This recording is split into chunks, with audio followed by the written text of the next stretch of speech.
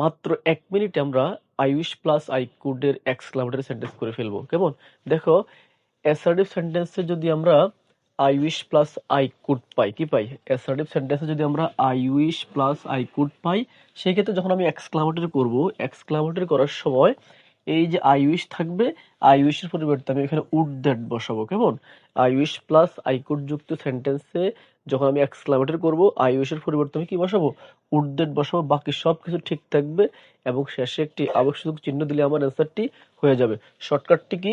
Shortcut হচ্ছে I উইশের পর I could থাকবে, বাকি অংশ যা থাকবে সব। এরপর তুমি কি করবে? এই যে আই উইশের পরিবর্তে তুমি উড দ্যাট বসাই দিবা। এরপর আই কুড যেটা থাকবে এটা বসে যাবে, বাকি অংশ বসিয়ে শেষে তুমি একটা আবশ্যক চিহ্ন দিবা, তোমার অ্যান্সার হয়ে যাবে। কেমন? উদাহরণটা লক্ষ্য করি।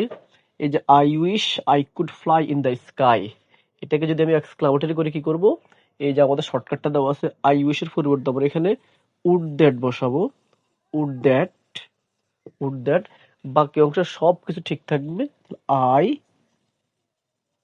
Could fly in the sky, শেষে একটি আবশ্যক চিহ্ন দিলেই উত্তরটি সঠিক হয়ে যাবে। কেমন? তো সুপ্রিয় শিক্ষার্থীরা, তোমরা যারা এসএসসি 2027 পরীক্ষা দিবা, তোমাদের জন্য ক্লাসটি খুবই গুরুত্বপূর্ণ। যদি ক্লাসটি বুঝে থাকো তাহলে এখনই তোমার বন্ধুদের মাঝে ক্লাসটি শেয়ার করে দাও। পরবর্তী ক্লাস পেতে এখনই ইংলিশ উইথ রিফন ফেসবুক পেজটি ফলো দিয়ে রাখো। ধন্যবাদ।